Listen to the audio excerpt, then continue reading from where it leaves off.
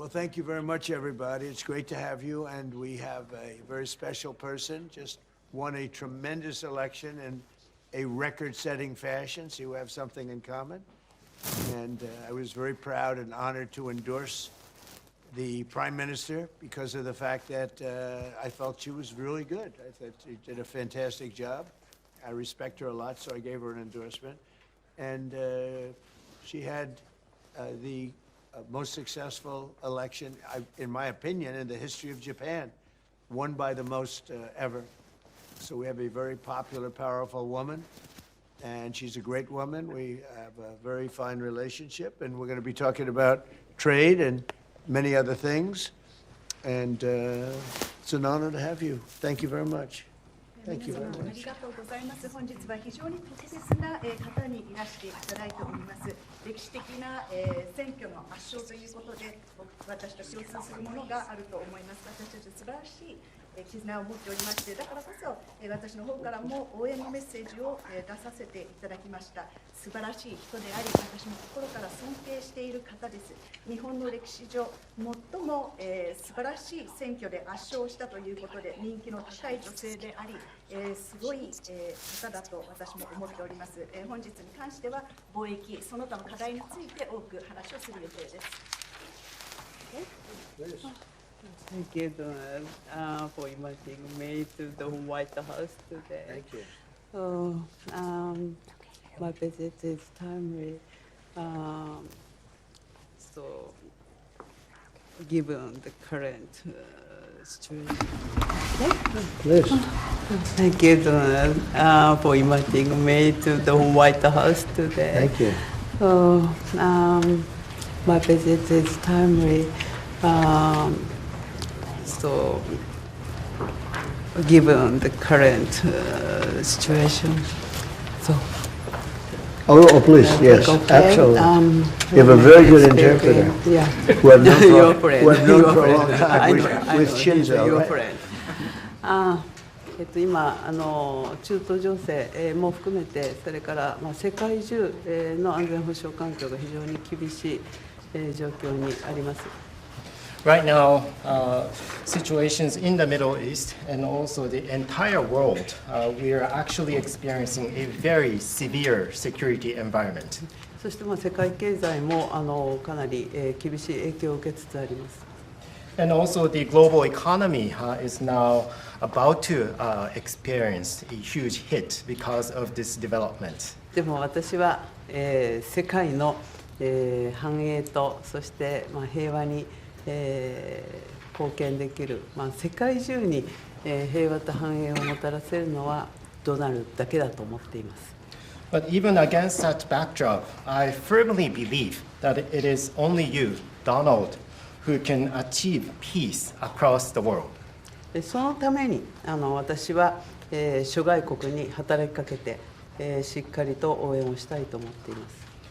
And to do so, I am ready to reach out to many of the partners in the international community to achieve our objective together. 今日私はそれを伝えに来ました。So today, I came here at the White House to directly convey this message to you. そしてイランに関してはもう核兵器の開発、これは許されてはならないことですから日本も働きかけをしてきました。And speaking of the situation in Iran, Iran's development of nuclear weapons must never be allowed. And that is why we, Japan, have been urging them and also reaching out to other partners in the world. そして我が国は周辺国に対する攻撃、ホルムズ海峡の実質的な閉鎖についてもこれは非難をし、そして茂木外務大臣からもイランの外務大臣に対してもうそれをやめるように申し入れをしてきました。In addition, Japan condemns Iran's actions such as attacking the neighboring region and also the de facto or effective closure of the Strait of Hormuz. As a matter of fact, my fellow minister, Minister Motegi, Foreign Minister Motegi, also had the direct exchange with the Iranian foreign minister and urged Iran to stop such activities. してYeah, you'll let me know. You can let me know. それでとにかく今、中東だけじゃなくてインド太平洋の安全保障環境も大変厳しい中にあります。そんな中でドナルドが日本に深い信頼を寄せてくれて、で揺るぎない同盟にコミットメントしてくれていることに感謝をいたしております。And also the security environment in the Indo-Pacific region is also becoming increasingly severe. Donald, you have shown deep trust in Japan and also the unwavering commitment to the Japan-US alliance. Once again, thank you very much for that. で今日は日本とアメリカが共に強く豊かになっていくための話し合いをしたいと思っています。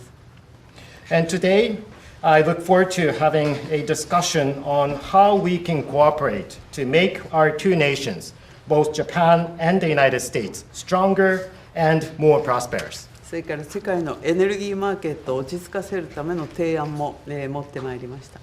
And I also brought specific proposals to calm down the global energy market.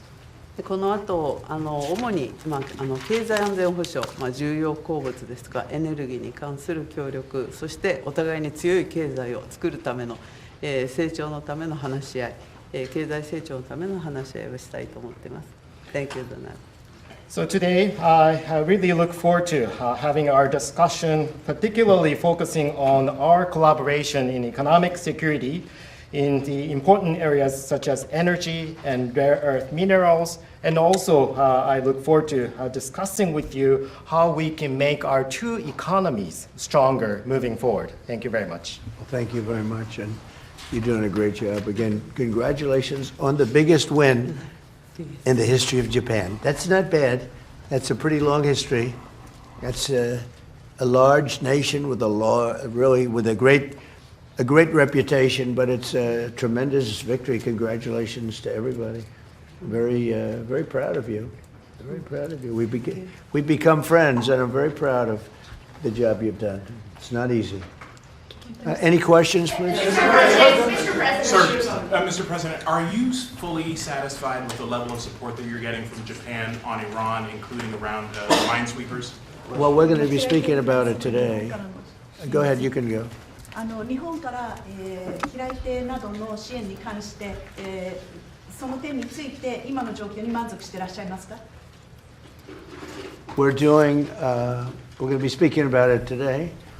We've had tremendous support and relationship with Japan on everything, and I believe that based on statements that were given to us yesterday, the day before yesterday, having to do with Japan, they are really stepping up to the plate. Yes. 非常に日本の方から素晴らしい支援を受けていると思います。おとといのコメントから、日本からはそれに対して非常に力強いメッセージを得ていると私は思っています。Unlike NATO. NATO とは全く違いますね。Please. Mr. President, do you intend to potentially put U.S. troops or more troops in the region? No, I'm not putting troops anywhere. If I were, I certainly wouldn't tell you. But I'm not putting troops, and we will do whatever is necessary to keep the price as low. I actually thought when I did this, look, the Dow just hit 50,000 a couple of weeks ago. They said that couldn't happen for 4 years. It wouldn't happen in my term. It's such an outrageous thing because I said it would happen. I didn't know it was going to happen that fast, but it just hit 50,000, and we did that in 1 year, not 4. S&P had just hit 7,000. They said that was even more impossible than the Dow hitting 50, and we did that in 1 year. So it was all done.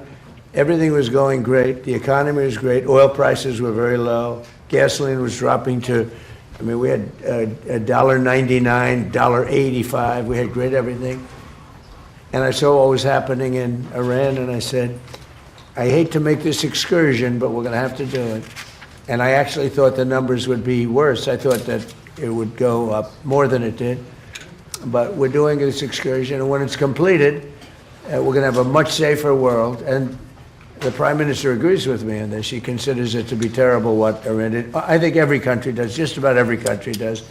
Iran is a serious threat to the world, to the Middle East and to the world. And everybody agrees with me. I think virtually every country agrees with me on that. So I wanted to put out that fire. And I said, you know, if I do that, oil prices will go up, the economy will go down a little bit. I thought it would be worse, much worse, actually. I thought there was a chance it could be much worse. It's not bad, and it's going to be over with pretty soon. We've obliterated their Navy. We've obliterated their just about everything there is to obliterate, including leadership. Their Navy's gone, their Air Force is gone, their anti-aircraft equipment is gone. We're flying wherever we want, Pete. We have nobody even shooting at us. They have, I mean, and as you know, their leadership is gone. Their leaders are gone. They pick new leaders, they're gone. They pick new leaders, they're gone. And now they're looking for new leaders again. We can take out the island if anytime we want. I call it the little oil island that sits there, so totally unprotected. And we've taken out everything but the pipes. We left the pipes because to rebuild the pipes would take years for them to do. But I would say we are substantially ahead of schedule. And I had to do this. I call it an excursion. I had to take this little excursion and do something that no other president had the courage to do. And everybody wanted to do it, but they never had the courage to do it. And I don't blame them. I'm not blaming them. It was left to me, and we've done a great job. Our military is incredible. We have an incredible military. We have the strongest military in the world by far. We have the greatest equipment in the world by far. In fact, Japan buys our equipment, buys a lot of it, and we're honored by that. And that's one of the things we'll be talking. They want to buy a lot of the military equipment. So it's just an honor to have the Prime Minister. We've had a tremendous relationship. Okay. Mr. President. I think she's going to have to go first before you. Is that okay? Do you understand? It's very good. I'll tell you. I mean, it's so nice that we don't have to sit. No, it's very good. I haven't picked up your language, so the next time you come, I'll have your language mastered. All right, go ahead. If the war is almost over, why is the Pentagon going to ask Congress for an additional $200 billion? Well, we're asking for a lot of reasons beyond even what we're talking about in Iran. This is a very volatile world, and the military equipment, the power of some of this weaponry is unthinkable. You don't even want to know about it. Oh, you could end this thing in 2 seconds if you wanted to, but we are being very judicious. But we want to do. Don't forget, Biden gave away. I rebuilt the military my first term. Biden gave away so stupidly to Afghanistan a lot. He didn't want to move it. He was too lazy, too stupid to move it. But it was a very small amount. It was a lot, but it was very small relative to what I purchased and what I built. We want to have vast amounts of ammunition, which we have right now. We have a lot of ammunition, but it was taken down by giving so much to Ukraine. They gave so much. Biden gave $350 billion worth of cash and military equipment to Ukraine, and he didn't rebuild anything. Fortunately, we have a lot. We have a tremendous, unlimited supply of what you'd call middle and upper middle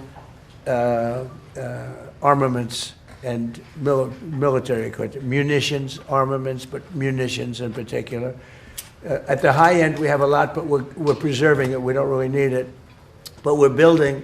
Our manufacturers of military equipment are building at a level they've never seen before. They've never done before. Pete's in charge of it with all of us, really. But Pete's been very strong on it. The general and Pete, myself, the whole group. And Raytheon is building 4 factories. Lockheed is building 5 or 6 factories, and they're building them fast because we had a very tough meeting with them. They were going out and buying back stock for $51 billion in one case. They spent $51 billion buying back stock. Now they're not allowed to do that. And they are now building a tremendous, there's never been anything like it, what's taking place right now.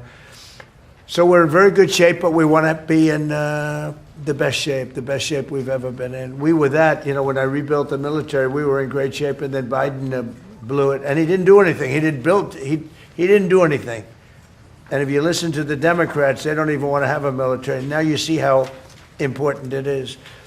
But we have the strongest military in the world. We have the best equipment. We make by far the best equipment. The other night, they had 114 rockets shot at a certain location, and out of 100 highly sophisticated rockets, out of 114 sophisticated rockets, every single one of them was shot down with our equipment, all our equipment. It's amazing, actually, how good it is. So we want to be sure, and it's a small price to pay to make sure that we stay tippy-top.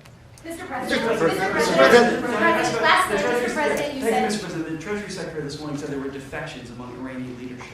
Are you aware of that, and is there anybody the U.S. can work with as a leader going forward? Well, we have a man named the Treasury Secretary here, so maybe he wants to discuss it.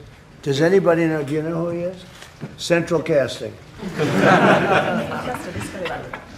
Yeah, so we are seeing the defections at all levels as they're starting to sense what's going on with the regime. It doesn't get reported here in the U.S. very well, but we are trouncing them from the air, and the regime will probably collapse within itself.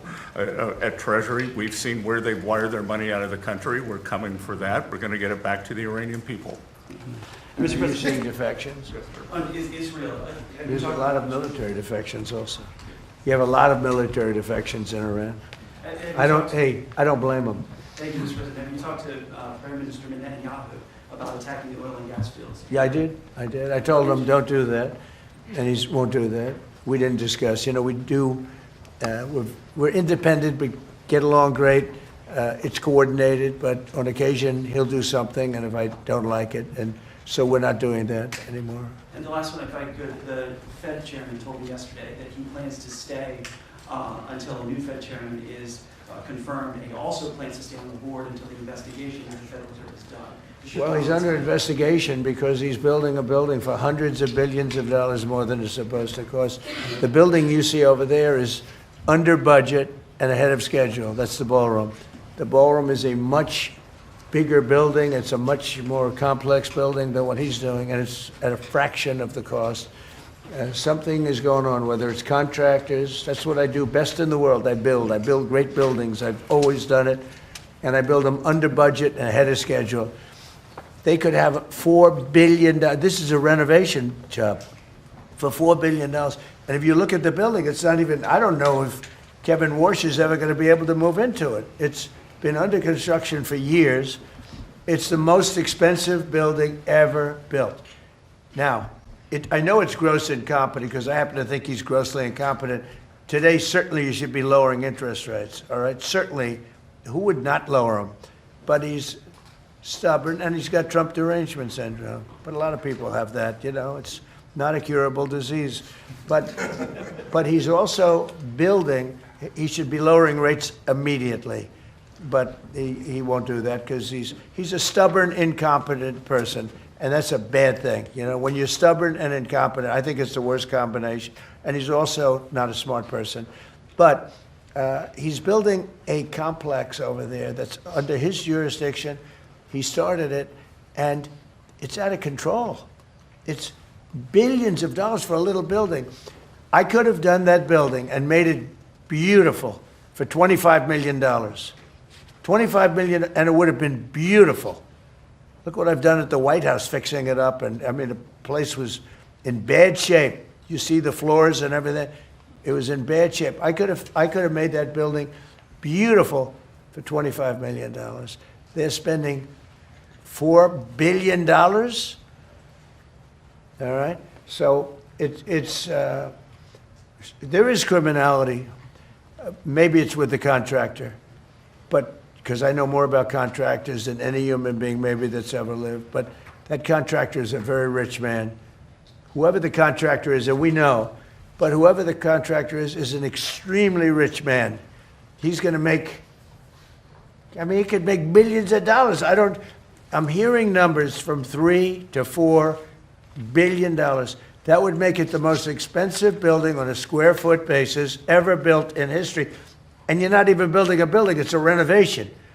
The exterior skin is staying, the steel is staying, the structure. So all I want to do is bring out to the public that this guy is incompetent. He's a very incompetent guy. And he may be a dishonest guy. but somebody's dishonest because there's no way that building can be $3 to $4 billion. Mr. President, on the Strait of Hormuz. Thank you. Please. Mr. President, you just mentioned Japan. This looks like one of your people right here. Thank you. Is he good or bad? Good. Is he a good reporter or bad? How's you know? So. Not a,